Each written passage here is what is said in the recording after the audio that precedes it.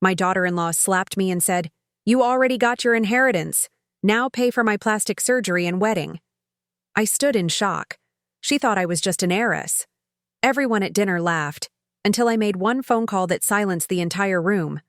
"I'm glad to have you here. Follow my story until the end and comment the city you're watching from so I can see how far my story has reached." I should have known something was wrong the moment I walked into Clayton's dining room and saw that smug smile on Lennox's face. My daughter-in-law had that look she got when she was planning something, the same expression she wore when she convinced my son to buy that ridiculously expensive car last year. "Norma, there she is, our favorite benefactor," Lennox announced, her voice dripping with honey that barely masked the venom underneath. She was wearing a dress that probably cost more than most people's monthly rent, her blonde hair styled in those perfect waves that took hours at the salon. Clayton barely looked up from his phone. At 35, my son had grown into the kind of man who measured success by his bank account and treated family dinners like business meetings. "Hey, Mom," he mumbled, not bothering to stand or offer me a hug.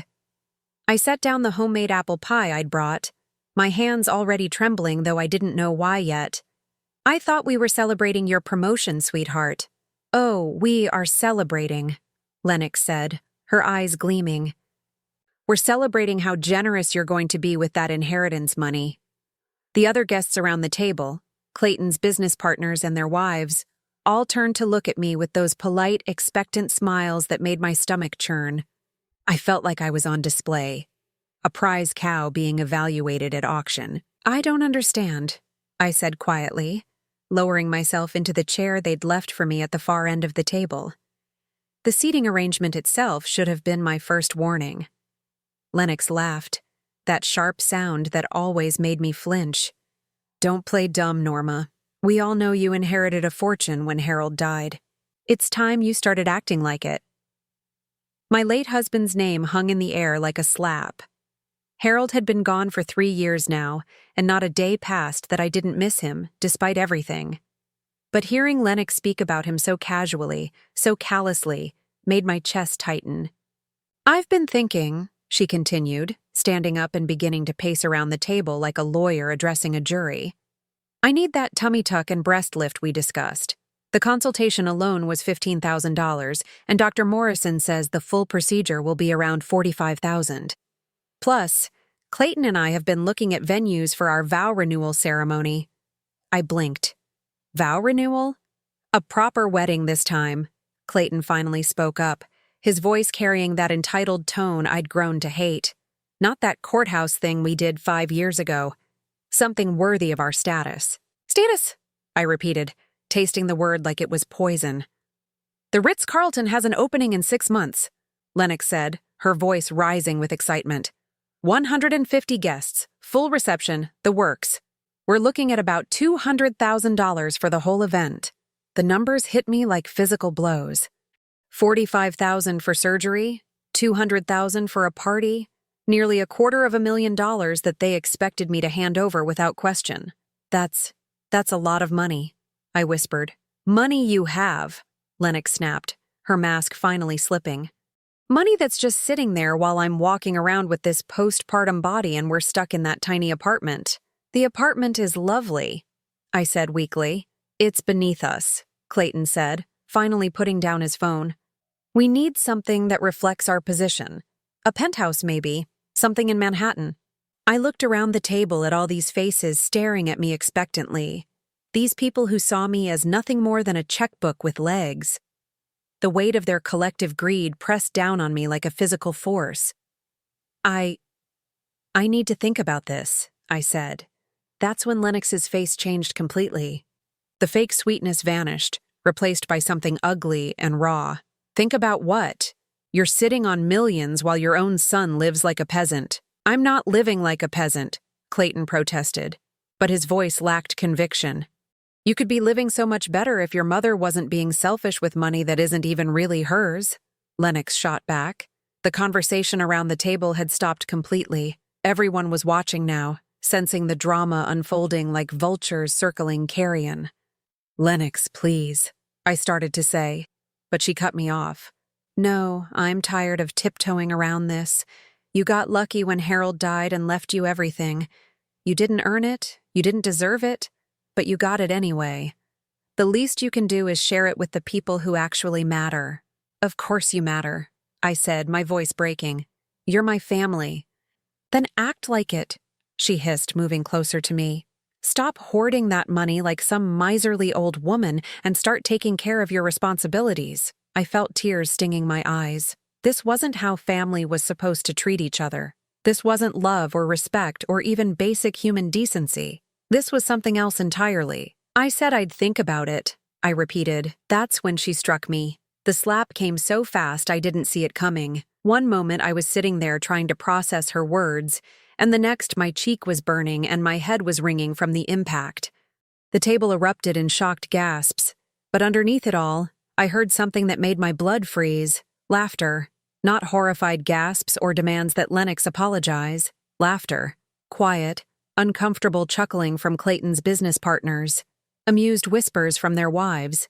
And worst of all, nothing from Clayton himself except an irritated sigh, as if I had somehow brought this on myself. You already got the inheritance, Lennox said, her voice steady despite having just physically assaulted me.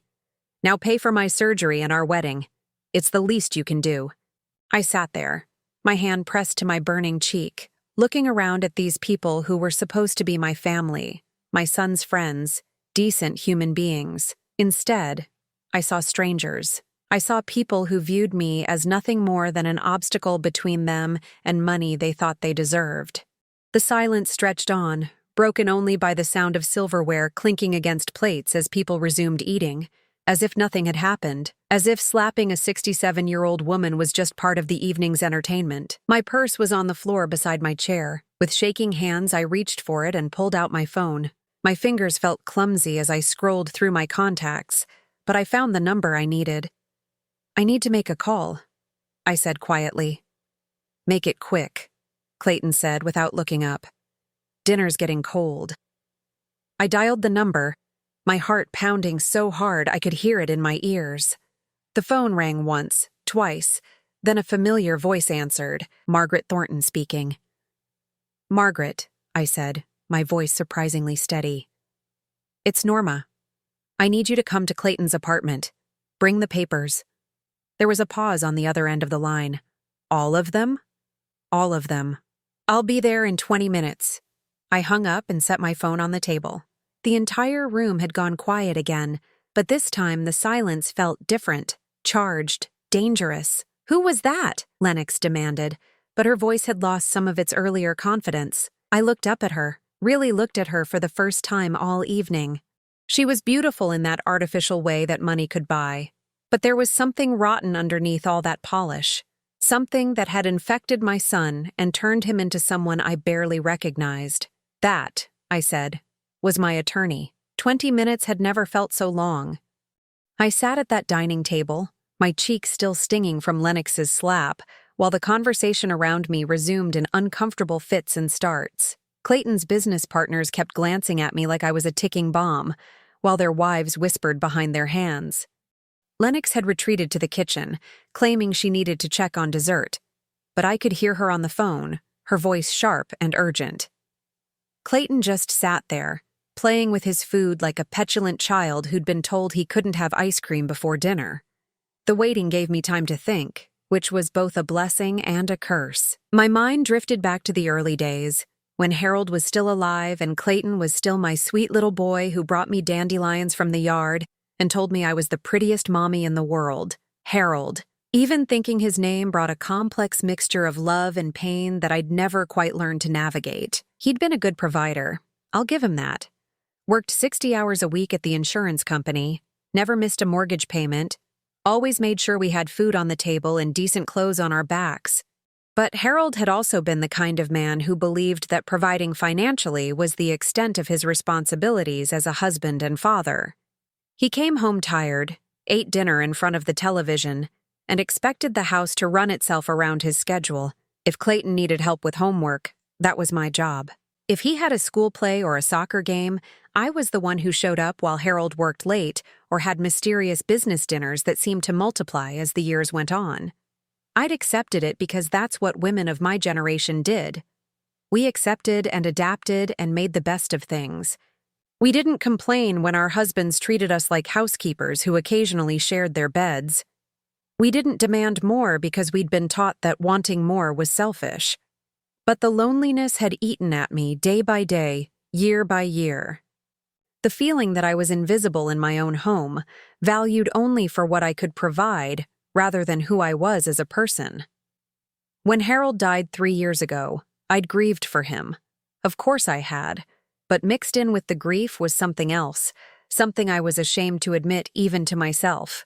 Relief. Relief that I could finally breathe in my own home. Relief that I could watch what I wanted on television, eat dinner when I felt hungry, go to bed when I was tired instead of waiting for him to finish whatever he was doing. The life insurance money had been substantial, $500,000 plus his pension and retirement accounts, nearly $1 million total. More money than I'd ever imagined having access to. But instead of feeling wealthy, I'd felt lost. For 42 years, I'd defined myself by my role as Harold's wife. Without him, who was I supposed to be? That's when Clayton had stepped in, full of helpful suggestions about investments and financial planning. He'd introduced me to his financial advisor, a smooth-talking man who'd convinced me to put the money into various accounts and portfolios that I didn't understand, but that supposedly would provide me with a steady income.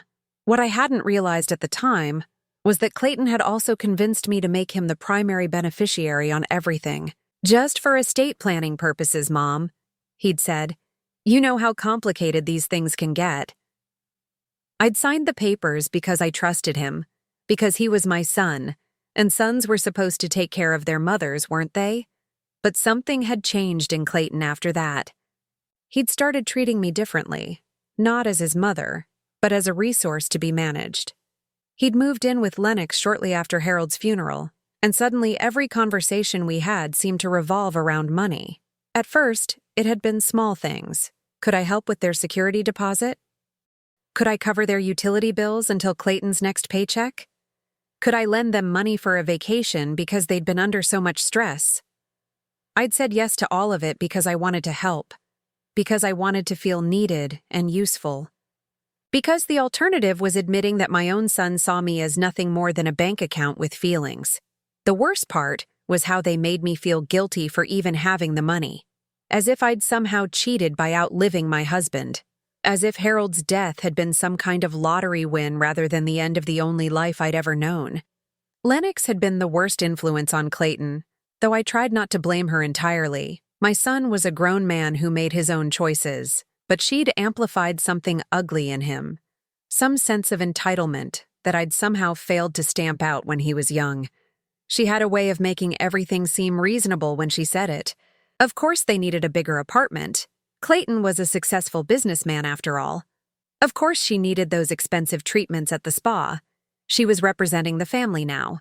Of course I should be happy to pay for their lifestyle improvements. What else was I going to do with all that money? But tonight had been different. Tonight, she'd crossed a line that couldn't be uncrossed. The physical violence was bad enough, but it was the laughter that had really broken something inside me.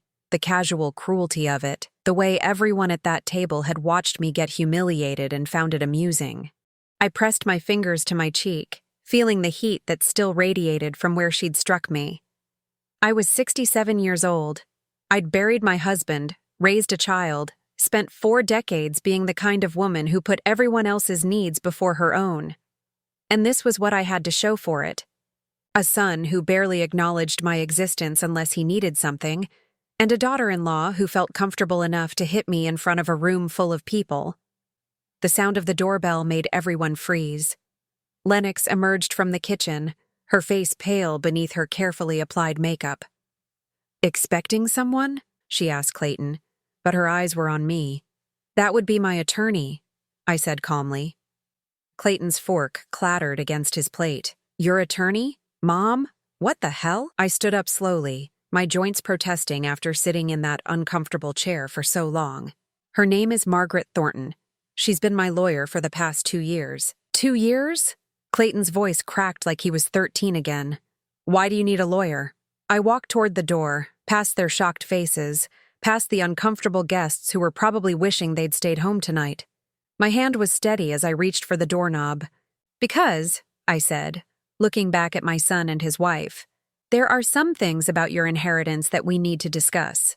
Margaret Thornton was exactly the kind of woman I'd always wished I could be. At 58, she commanded attention the moment she walked into a room, not through artifice like Lennox, but through sheer presence. Her silver hair was pulled back in a sleek bun, her navy suit was impeccably tailored, and she carried herself with the confidence of someone who'd spent 30 years fighting battles in courtrooms and winning most of them. "Mrs. Patterson," she said warmly, extending her hand to me. "I came as quickly as I could. Thank you, Margaret." I shook her hand, drawing strength from her steady grip. "I think it's time." Margaret's sharp eyes swept the room, taking in the shocked faces around the dining table, the expensive artwork on the walls, the general atmosphere of barely contained panic. She'd been a litigator before she'd specialized in estate planning, and I could see her reading the room like a crime scene. "Good evening, everyone," she said pleasantly. "I'm Margaret Thornton, Mrs. Patterson's attorney. I understand there's been some discussion about inheritance matters tonight." Clayton stood up so fast his chair nearly toppled over. "Look, I don't know what my mother told you, but this is a family matter. We don't need lawyers involved." "Oh, but you do," Margaret said, her smile never wavering. "In fact, you very much do." She set her briefcase on the coffee table and opened it with practiced efficiency. Inside were several manila folders, each one thick with documents and labeled with neat, precise handwriting. "Mrs. Patterson called me tonight because she felt it was time to clarify some misconceptions about her financial situation," Margaret continued. "Misconceptions that seemed to have led to some rather inappropriate behavior." Lennox had gone very pale. "What kind of misconceptions?" Margaret pulled out the first folder and opened it. "Well, for starters, the belief that Mrs. Patterson is simply a wealthy widow living off her deceased husband's insurance money." "She is," Clayton said, but his voice lacked conviction. "Actually, she's not." Margaret pulled out a document and held it up. "This is a certificate of incorporation for Patterson Holdings, LLC, filed in Delaware 28 years ago. The sole owner and managing member is listed as Norma Jean Patterson." The silence in the room was deafening. I watched Clayton's face as he tried to process what he was hearing, his mouth opening and closing like a fish gasping for air. "I don't understand," he said finally. "Let me explain," Margaret said, settling into one of the armchairs as if she had all the time in the world. "Your mother didn't just inherit money when your father died, Clayton. She's been building her own fortune for nearly 3 decades. She pulled out another document. "In 1996, Mrs. Patterson used $15,000 from your college fund, money she replaced within 6 months, I should note, to make her first real estate investment. A small apartment building in Queens that was about to go into foreclosure. I remembered that building so clearly. 4 units, all of them occupied by tenants who couldn't afford to move but were desperate to stay. The previous owner had been bleeding money because he didn't understand that sometimes being a good landlord meant being patient with good people going through hard times. She bought it for $65,000, Margaret continued. Fixed it up herself, and I do mean herself. She learned plumbing and electrical work from YouTube videos and turned it into a profitable investment within 18 months. Mom?" Clayton's voice was small, confused. "You never told me about any building." I looked at him, this son I'd raised and loved and protected, even when it meant protecting him from the truth about who I really was. "You never asked, sweetheart." Margaret was just getting started. That first building generated enough income for Mrs. Patterson to purchase a second property 2 years later, then a third. By the time your father passed away, she owned 17 rental properties across 3 boroughs. The numbers hit the room like hammer blows. 17 properties. I watched Lennox's face as she tried to calculate what that might be worth, watched her realize that her understanding of my finances had been completely wrong. "But that's not all," Margaret said, clearly enjoying herself now. "Mrs. Patterson also began investing in small businesses, a food truck that became a restaurant chain, a cleaning service that became a commercial janitorial company, a tech startup that developed an app for seniors.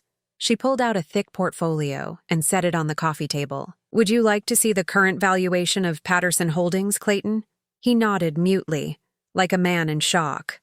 Margaret opened the portfolio to reveal columns of numbers, property addresses, business names, investment accounts. The total at the bottom of the page was circled in red ink. $8.7 million, she announced. As of last month's assessment, the room erupted. Clayton's business partners started whispering excitedly among themselves, their wives craning their necks to try to see the documents. But I only had eyes for my son and daughter-in-law. Clayton looked like someone had hit him with a brick. $8 million? Mom, that's impossible. What's impossible about it? I asked quietly. Did you think I was incapable of learning, of growing, of becoming more than just your father's wife? Lennox had found her voice. Why didn't you tell us? All this time, we thought. We thought you just had the life insurance money. You thought I was helpless, I corrected. You thought I was some doddering old widow who got lucky when her husband died. You thought I didn't deserve the money I had because I hadn't earned it. Margaret cleared her throat. There's more, I'm afraid. More? Clayton looked like he might be sick. Mrs. Patterson has also been your benefactor for the past 5 years, though she chose to do so anonymously. Margaret pulled out another folder. Your rent, Clayton. The lease on your apartment is actually held by one of your mother's LLCs. Clayton's face went white. What? She's been paying your rent since 2019. $1,200 per month. That's $72,000 over the past 5 years. And the car, Margaret continued, consulting another document. The BMW you drive? It's registered to Patterson Holdings. Your mother makes the payments. $650 per month for the past 3 years? That's an additional $23,400. Lennox was gripping the back of Clayton's chair so hard her knuckles were white. You've been paying for everything? Not everything, I said. Your credit cards? Your student loans? The medical bills from when Clayton had his appendix out. Those I paid directly. I didn't want you to worry about money while you were trying to build your careers. Margaret flipped through more pages. Shopping at Nordstrom, dinners at expensive restaurants, that trip to Europe last year.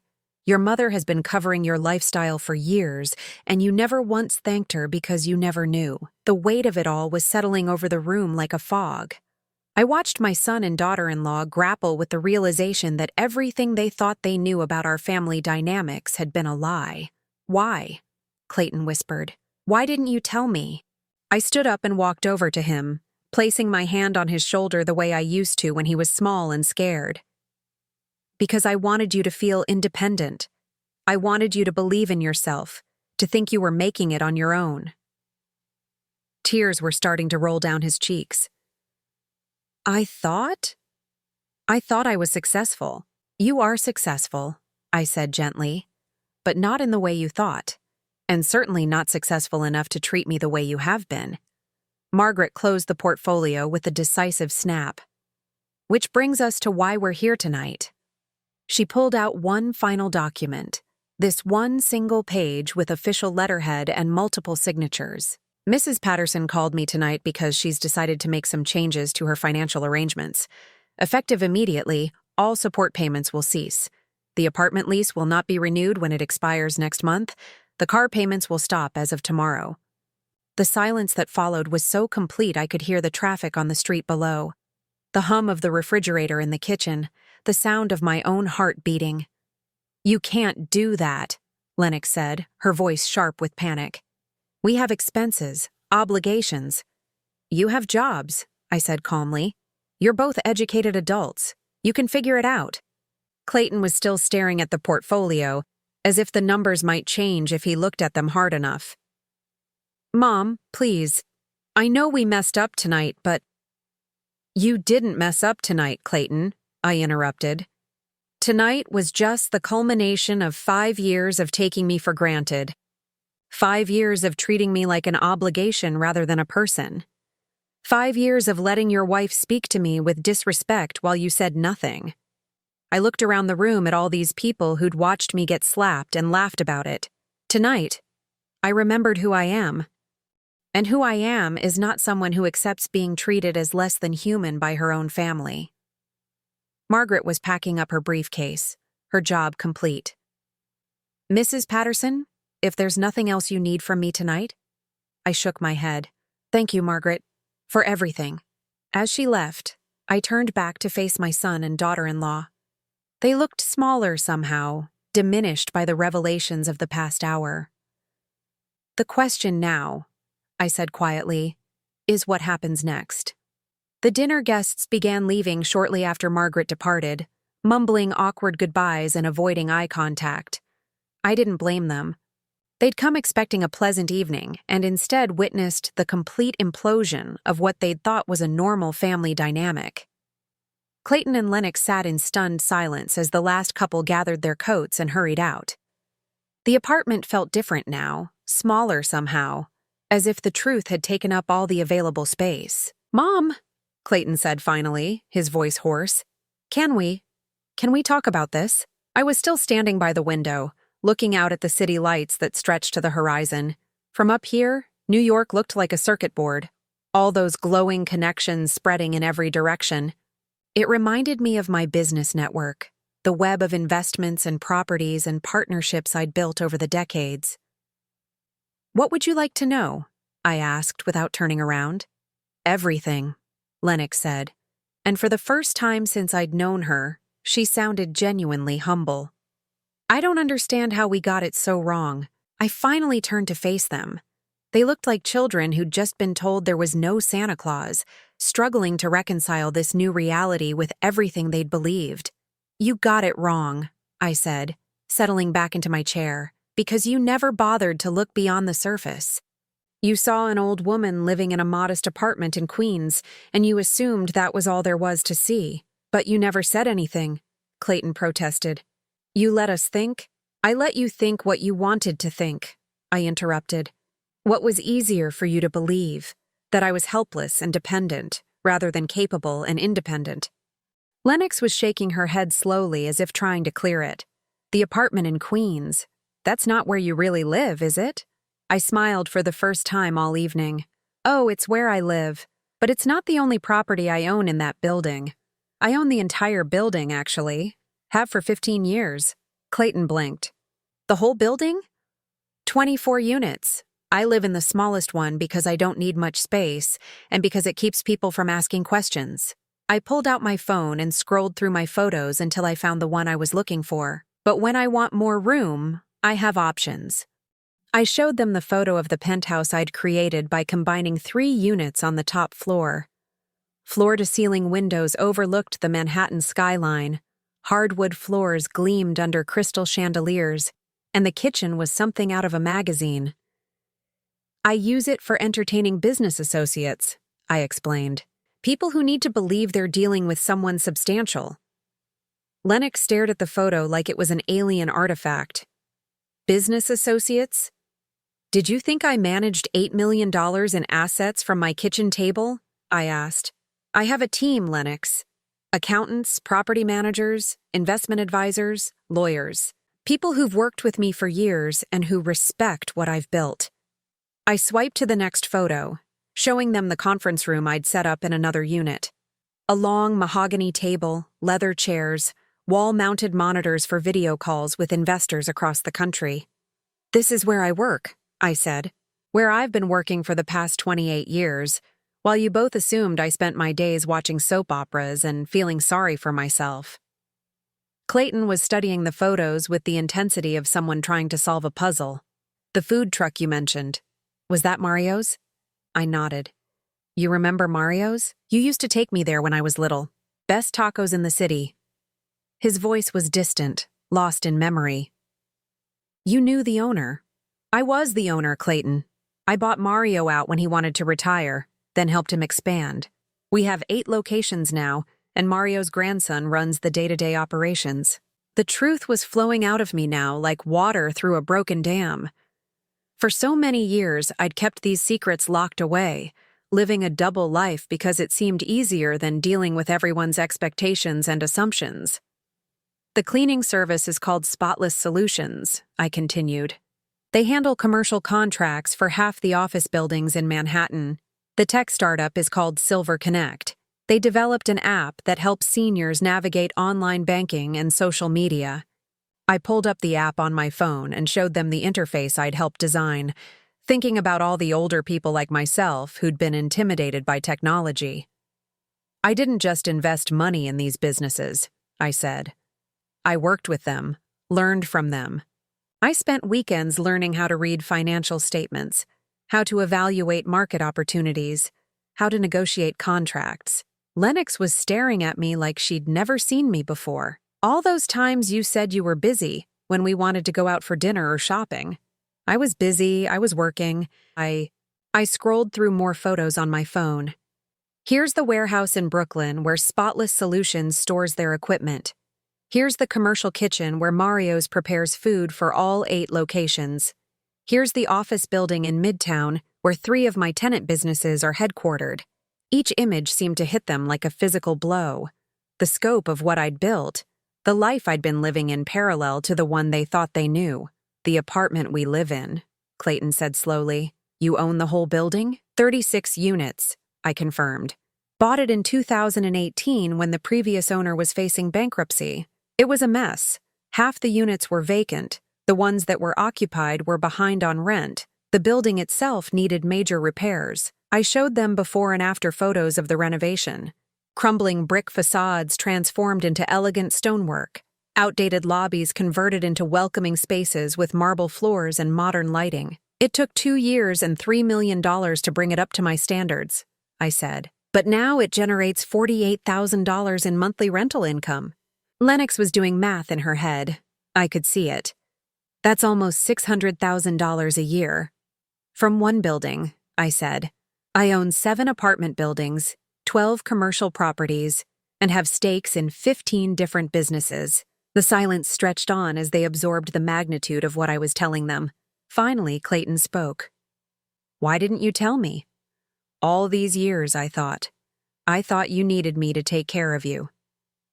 You did take care of me, I said softly. You called me every week, visited when you could, worried about my health and my safety. That's not the same as managing my money, Clayton, but I could have helped. With the businesses, the investments. How? I asked, not unkindly. You work in marketing for a mid-level consulting firm. You make $65,000 a year. What experience do you have with real estate development or small business management? He flinched, but I pressed on. I didn't tell you because I didn't need your help, and because I was afraid you'd try to take over. The way your father always tried to take over everything. That hit home. Clayton's face crumpled slightly, and I knew he was remembering Harold's need to control every aspect of our lives, his inability to believe that anyone else, especially his wife, might be capable of making important decisions. I spent 42 years having my opinions dismissed and my capabilities questioned, I continued. When Harold died, I finally had the chance to prove to myself what I was capable of. And it turned out I was capable of quite a lot. Lennox had been quiet for several minutes, but now she looked up with tears in her eyes. We treated you terribly. Yes, I said simply. You did. The things I said tonight, the way I hit you. She pressed her hand to her mouth. Oh God, Norma, I'm so sorry. Are you sorry because you hurt me? Or because you found out I'm worth $8 million? The question hung in the air between us. Lennox opened her mouth, then closed it again, seemingly unable to find an answer that wouldn't damn her further. Clayton stood up abruptly and began pacing. This changes everything. The way we've been living, the way we've been treating you. Mom, we didn't know. Would it have mattered if you had known? I asked. Would you have treated me with more respect if you'd known I was wealthy? Or would you have just demanded more money? He stopped pacing and looked at me, really looked at me for what felt like the first time in years. I don't know, he admitted. And that scares me. I nodded. At least you're honest about it. I stood up and gathered my purse. I need to go home now. It's been a very long evening. Mom, wait, Clayton said. What happens now? With us, I mean. I paused at the door, looking back at my son and daughter-in-law. They looked lost, uncertain, as if the ground beneath their feet had shifted and they weren't sure how to stand. "What happens now," I said, "depends entirely on what you do next." The phone started ringing at 7 in the morning, 3 days after what I'd come to think of as the dinner revelation. I let it go to voicemail. Then it rang again. And again. I was sitting in my real kitchen, not the modest one in the small apartment where I usually received visitors, but the spacious, granite-countered space in my penthouse, drinking coffee and reading the Wall Street Journal. It was part of my morning routine, staying informed about market trends and economic indicators that might affect my investments. After the 6th call, I finally picked up. "Hello, Clayton." "Mom, thank God." His voice was strained, exhausted. "I've been calling for 3 days. Why haven't you answered?" I turned the page of my newspaper, scanning an article about emerging markets. "I've been busy." "Busy with what?" "Business," I said simply. "The kind that pays for itself." There was a long pause. I could hear Lennox in the background, her voice high and anxious, though I couldn't make out the words. "Mom, we need to talk." "Lennox is. She's not handling this well." I looked out my floor-to-ceiling windows at the Manhattan skyline. From up here, the city looked manageable, ordered. Down at street level, I knew it was chaos. But from this perspective, everything had its place. "What would you like to discuss?" "This whole situation with the apartment and the car payments." "Mom, we can't afford—" "Then I suggest you make some adjustments to your lifestyle." Another pause. "Mom, please. I know we hurt you. I know we said terrible things, but we're family. We can work this out." Family. The word that had been used to manipulate me for so many years, wielded like a weapon whenever I showed the slightest sign of independence or self-respect. "Are we family, Clayton? Because family members don't usually slap each other at dinner parties." I heard him take a shaky breath. "Lennox wants to apologize. She wants to make it right." "Does she? Or does she want her rent paid? That's not fair." "Fair?" I laughed, but there was no humor in it. "Clayton, I've been subsidizing your entire adult life for 5 years. I paid for your apartment, your car, your credit card bills, your medical expenses, your vacations. And not once did either of you say thank you, because you never knew. You just assumed you were entitled to live beyond your means." "We didn't know you were paying for anything." "Exactly. You didn't know because you didn't care enough to wonder how you could afford a $1,200 apartment in Manhattan on your salary. You didn't question how you qualified for a lease on a BMW when your credit was mediocre at best. You just accepted it all as your due." I could hear Lennox crying in the background now, and part of me, the part that had spent decades smoothing over conflicts and making everyone else comfortable, wanted to soften my words. But I didn't. "The lease on your apartment expires in 3 weeks, I continued. "The car payments stop tomorrow. I suggest you start making plans. Mom, you can't just cut us off like this. We have nowhere to go. You have jobs. You have options. You're both healthy, educated adults. But where will we live? How will we get to work without the car? The same way millions of other people in this city manage. Public transportation, roommates, apartments you can actually afford on your own income." There was a muffled conversation on the other end of the line. Then Lennox's voice came through, shaky and desperate. "Norma, it's me. Please, I need to talk to you." I waited. "I know I was horrible to you. I know I said unforgivable things. But I was stressed about money, about the future, and I took it out on you. I'm so sorry. Are you sorry you hurt me? Or sorry you lost your meal ticket?" She was quiet for a long moment. "Both," she said finally, and I had to give her credit for honesty. "I'm sorry I hurt you, and I'm terrified about what's going to happen to us now." "What did you think was going to happen, Lennox? Did you think you could demand hundreds of thousands of dollars from me, physically assault me in front of witnesses, and then continue living the life I'd been secretly funding? I didn't know you were funding it. You didn't know because you didn't want to know. It was easier to believe I was some doddering old woman who got lucky when her husband died than to consider that I might be a capable person with my own resources and intelligence." I heard her break down completely then, sobbing into the phone. Despite everything, I felt a pang of sympathy. She was young, only 28, and she'd been raised in a world that told her she was entitled to certain things simply by virtue of being beautiful and married to a man with prospects.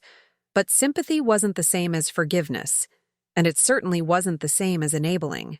"Lennox," I said when her crying subsided, "do you know what I was doing when I was your age?" "No," she whispered. "I was working double shifts as a waitress while trying to finish my college degree at night. I was living in a studio apartment with a Murphy bed and a hot plate. I was eating ramen noodles for dinner and walking to work to save bus fare. I was doing whatever it took to build a life for myself and my child." I paused, remembering those exhausting, terrifying, exhilarating years when everything had felt possible if I just worked hard enough. I didn't have anyone to pay my bills or solve my problems. I certainly didn't have anyone to slap around when I was frustrated with my circumstances. I figured it out because I had to. "But that's different," Lennox protested. "You didn't have choices."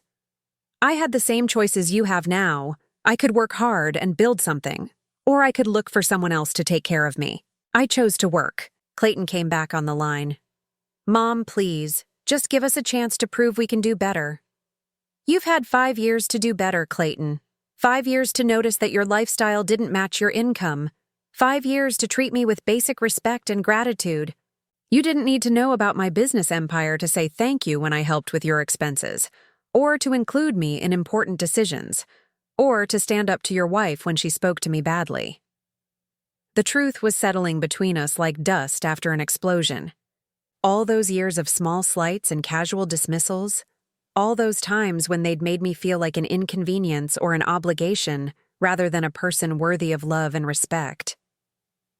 "I want you to understand something," I said, my voice steady and calm. "This isn't about punishing you. This is about recognizing that the dynamic we've had for the past 5 years has been unhealthy for all of us. I've been enabling you to live beyond your means while allowing you to treat me badly. That stops now. So, what are you saying? That we're not your family anymore?" I looked around my penthouse, at the life I'd built in secret, the success I'd achieved while everyone assumed I was just marking time until I died. "I'm saying that from now on, our relationship, if we have one, will be based on mutual respect, rather than financial dependency. You'll succeed or fail on your own merits, and you'll treat me well because you want to, not because you think you have to." There was a long silence on the other end of the line. "And if we can't do that?" Clayton asked quietly. "Then we'll both know where we stand." After I hung up, I sat for a long time looking out at the city. Somewhere out there, my son and daughter-in-law were probably having a very different conversation than any they'd had before. They were probably realizing that the comfortable life they'd taken for granted was about to disappear, and they would have to decide what kind of people they wanted to be when everything was stripped away. Part of me hoped they would rise to the occasion. Part of me hoped they would discover the strength and dignity that came from standing on your own feet. But I wasn't going to wait around to find out. 6 months later, I was tending to the herb garden on my penthouse terrace when Margaret called with an update I hadn't asked for but wasn't surprised to receive. "They moved back in with Lennox's parents in New Jersey," she reported, her voice carrying a note of amusement. "Apparently, the transition to financial reality has been challenging." I continued deadheading the basil, breathing in the sharp, clean scent that reminded me of the summers I'd spent as a child helping my grandmother with her garden. "I see. Clayton took a second job driving for a rideshare company on weekends. Lennox is working at a boutique in the mall part-time." Margaret paused. "Her mother called your building's management company 3 times trying to get information about you. Wanted to know if you'd be willing to meet for coffee. And what did they tell her? That they don't give out tenant information to anyone." I smiled. The management company didn't know I owned the building. As far as they were concerned, I was just another resident who paid her rent on time and kept to herself. It was one of many layers of privacy I'd built around my real life. "There's something else," Margaret continued. "Clayton applied for a promotion at his company. Apparently, he's been working longer hours, taking on additional responsibilities. His supervisor called it a complete transformation in work ethic." This surprised me. "Really?" "According to my source, and yes, I have sources everywhere, He told his boss that he'd been coasting for years and wanted to prove he could do better. I set down my gardening shears and looked out over the city. It was a beautiful autumn day, the kind where the light hit the buildings just right and made everything look like a painting. "Margaret, why are you telling me this?" "Because I've been your attorney for 2 years, and I've watched you agonize over this decision. I thought you might want to know that maybe, they're learning something from the experience." After I hung up, I went back to my gardening, but my mind kept wandering. Was Clayton really changing? Or was he just scrambling to replace the income he'd lost? Was Lennox working because she'd gained some understanding of personal responsibility?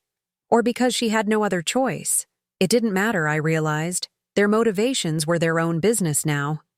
What mattered was that I had finally freed myself from the exhausting role of secret benefactor, from the constant worry about their financial welfare, from the soul-crushing experience of being taken for granted by the people who should have loved me most. The truth was, I felt lighter than I had in years. That evening, I had dinner with Rosa Martinez, the owner of a small restaurant chain I'd helped expand from a single location to 12. She was about my age, a widow who'd built her business from nothing after her husband's death. And over the past few years, we'd become genuine friends. "You look different," she observed over our appetizers. "Happier." "I cut some dead weight out of my life," I said. Rosa laughed. Family problems. The most expensive kind." We talked about business for a while. Her restaurants were considering expansion into Connecticut, and she wanted my advice on market analysis. But eventually, the conversation turned more personal. "Do you ever regret it?" she asked. "Walking away from family?" I considered the question seriously. "I didn't walk away from family, Rosa. I walked away from people who were using me. There's a difference. But don't you miss them?" "I miss who I hoped they could be," I admitted. "I miss the relationship I wanted to have with my son. But I don't miss feeling invisible in my own life. I don't miss being treated like an ATM with feelings." Rosa nodded understanding. She'd had her own struggles with adult children who saw her success as their inheritance rather than her achievement. "The hardest part," I continued, "was realizing that I'd enabled their behavior for years. I kept thinking that if I just gave them enough, if I just made their lives comfortable enough, they would naturally become grateful, loving people. But you can't buy love or respect. You can only demand it. And if they don't give it? Then you know where you stand." 2 weeks later, I was in my office reviewing quarterly reports when the building's doorman called up. "Mrs. Patterson, there's a young man here to see you. Says he's your son." My heart jumped, though I kept my voice steady. "Is he alone?" "Yes, ma'am." I thought about it for a moment. I could have him sent away, could continue the silence that had stretched between us for months, but something in me, curiosity maybe, or the last stubborn remnants of maternal love, made me nod. "Send him up." Clayton looked different when I opened the door, thinner, tired, but somehow more solid than he'd been 6 months ago. His clothes were less expensive but better cared for, and he carried himself like someone who'd been working hard with his hands as well as his mind. "Hello, Mom." "Clayton." I stepped aside to let him in, watching as he took in the penthouse with new eyes. 6 months ago, he would have been calculating its value, imagining how it could benefit him. Now he just looked around with something that might have been sadness. "It's beautiful," he said simply. "Thank you." We sat in the living room, an awkward distance between us on the sofa. For several minutes, neither of us spoke. "I got promoted," he said finally. "I heard. Congratulations." "I'm making $85,000 now. With the rideshare driving, we're bringing in about $4,000 a month total." I waited for him to continue. "It's not enough for the life we were living before, but it's enough for the life we're living now." He looked down at his hands, which I noticed were rougher than they used to be. "We got our own place. Nothing fancy, a 1-bedroom in Queens, but we're paying for it ourselves. How does that feel?" He was quiet for a long time. "Scary," he said finally, "but also, I don't know, real?" I nodded. I understood that feeling. "Mom, I came here to apologize. Not because I want anything from you. I know that's over. But because you deserve to hear it. The way we treated you was unforgivable. The way I let Lennox speak to you. The way I just assumed you owed us support. The way I never bothered to really see who you were. He trailed off, his voice breaking slightly. Go on. I was so wrapped up in feeling entitled to success that I never learned how to actually earn it. And I was so comfortable being taken care of that I never learned how to take care of anyone else, including you. Tears were rolling down his cheeks now, and I felt my own eyes beginning to burn. I don't expect you to forgive me, he continued. I don't expect you to want a relationship with me. But I needed you to know that I understand now what I lost. Not the money. I mean, yes, the money. But that's not the worst part. I lost my mother's respect.